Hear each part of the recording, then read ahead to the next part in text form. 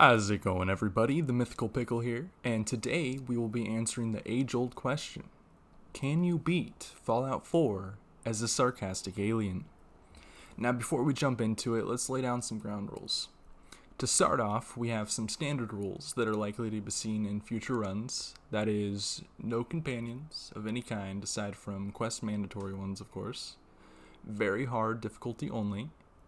Weapon bash is allowed if absolutely necessary, but to prevent any kind of reliance on it, the basher perk is off the table. I must stay in character with all dialogue choices and fraction decisions. And last but certainly not least, I must beat the main quest.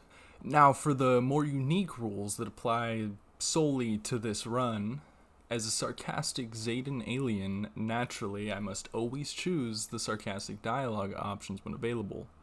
Also, I will only be allowed to use Zayden weapons, and by extension I can only wear the Zayden spacesuit. Not only does this make it more challenging, as a spacesuit does not allow ballistic weave or any kind of armor rating, but it's also the only way we get to be this handsome little devil here. Ah yes, a face only a mother could love. And finally, we will be running a few mods to help the game function just a little bit smoother as we match the theme we have set. I made it a point to only pick mods that in no way make me overpowered or render the challenge useless, but rather make the challenge feel a little more fresh and engaging. And if you're interested, I will be posting a follow-up video where I briefly review each mod I used and how I personally feel about them after beating the game. Now, with all that out of the way, let's dive right into it, shall we? Naturally, the alien blaster is our starting weapon, which luckily comes preloaded with quite a few AB rounds, but we will definitely need a better way to acquire ammo in the future. Now, upon spawning in Red Rocket, I promptly did an alien anti-rain dance and attempted to gather what I could. Once I was satisfied, I sprinted to Vault 111 and desecrated Nate's lifeless body for a holotape, then made my way to Concord. After dishing out free lobotomies to the local residents, I let Preston and friends exclaim their situation. As soon as they were done, I robbed them blind and hightailed it to Diamond City, where I spoke with Ellie to jumpstart the main quest a bit. And, of course, slipping in a bit of Paul's famous sarcasm while I was at it. Picture on milk carton? If only it was... But before I got carried away with the main quest, I decided it was time to visit my favorite local toy store, Chuckles. What, you haven't heard of Chuckles? Once inside, I discovered an obscurely placed bookshelf that was actually a front for a crime empire. Well, actually not quite. It was more so hiding in an elevator, but upon reaching the bottom floor, we were given a highly anticipated and extremely welcome extraterrestrial activity quest. After exploring a bit, I found a strange alien device which I, as anyone would, decided the best course of action was to touch it.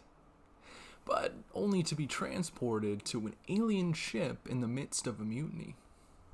After this nice alien fella released me from my cage, I robbed him at gunpoint, ironically to acquire his pistol, the atomic pulverizer, the second of many alien weapons we will be adding to our arsenal.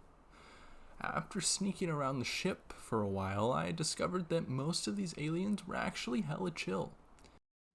Excuse me. Except for these guys. These guys sucked.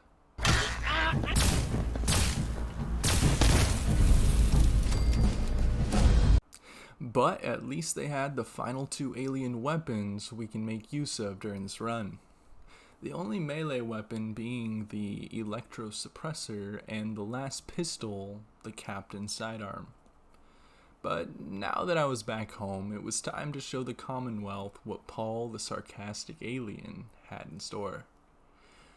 First stop was the Boston Commons subway station, where I was to carry out a routine synth detective delivery service. But the triggermen had other plans.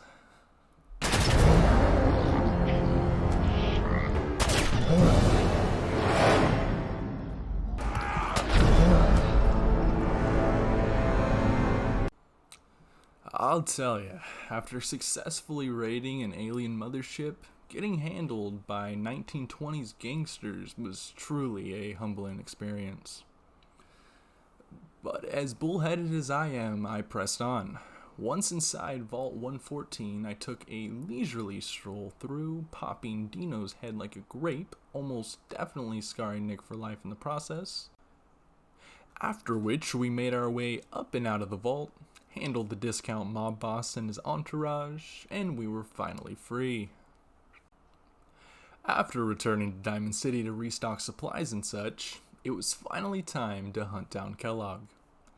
Now, being that I can't stand companion follow quests, I left Dogmeat in the dust and fast traveled to the nearest location, making haste to Fort Hagen. Once there, I came to the crushing realization that I was horribly underleveled.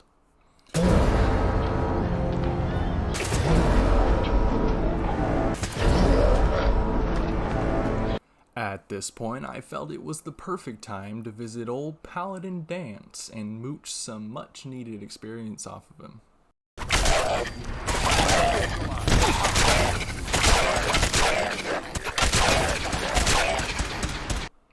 After I formally introduced myself, Dance so graciously invited me on a company field trip to ArcJet Systems, where we proceeded to pulverize a few synths.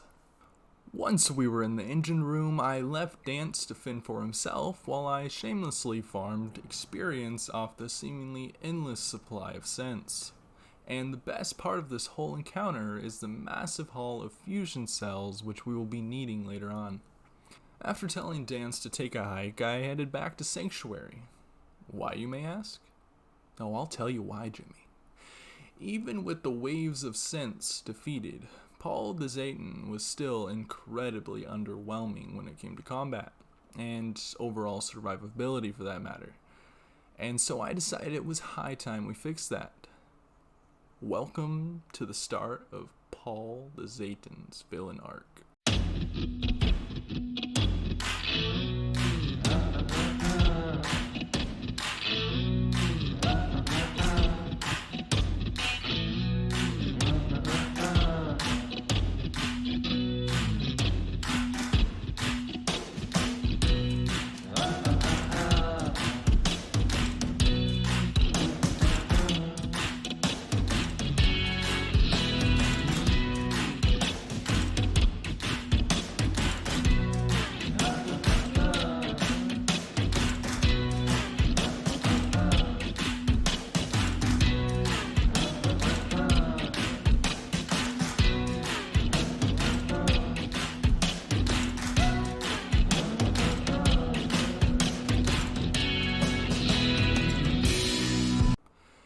After hitting level 41, I was finally able to upgrade. Son of a. Cut that out.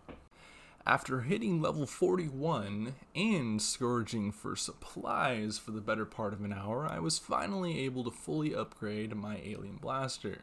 That means the alien blaster no longer used the exceedingly rare AB rounds, but rather the far more plentiful fusion cells, which we farmed a load of earlier.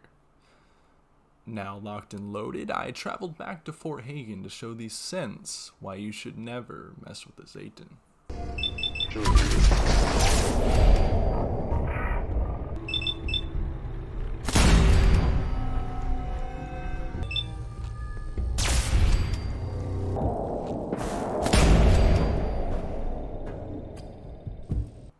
With the synths out of the way, I fried Kellogg into a powder and somehow managed to retrieve what I needed from this pile of Kellogg dust. Don't ask me how, it just works. At this point, it was brain surfing time. Don't worry, there's no way I'm making you sit through all that. Once we're out of there, it's time we paid a visit to the one and only Virgil. Now, leveled up or not, I was still a scrawny little alien, so I ran for the hills at the first sign of an enemy. Unfortunately, I wasn't quite fast enough for this fine fellow. After talking smack to the discount Hulk, I ventured forth to Green Tech, mowing down any gunner that dared look in my direction. But upon meeting the courser, I was abruptly awakened to the fact that coursers have undeniably high energy resistance, something Paul the Zayton could only dream of. But eventually I got lucky enough to disarm him, and the fight went about as well as you'd expect from there on. Courser chip in hand, it was finally time to build the teleporter and infiltrate the evil institute. Only once there it occurred to me that an alien would find the groundbreaking technology of the institute to be quite intriguing, especially to use for their own benefit. And what better way to abduct their technology than to infiltrate their ranks from the inside? And also, this guy sells loads of fusion cells, so... Anyway, like any cold-blooded cretin would do, Paul the Sarcastic Alien proceeded to carry out the Institute's dirty work.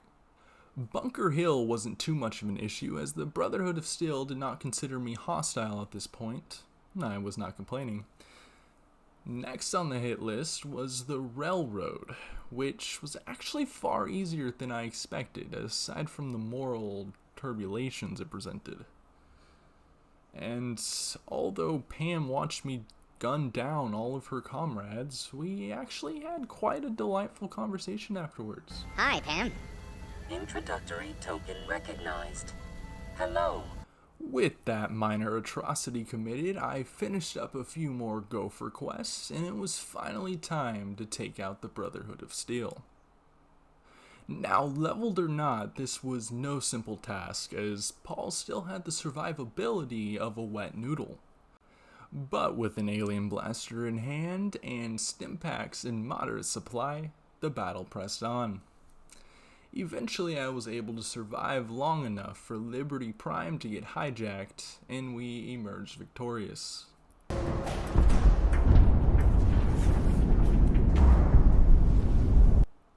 Upon returning home to find Father taking a nap on company time, the nuclear family quest was complete, proving once and for all that yes, you can beat Fallout 4 as a sarcastic alien.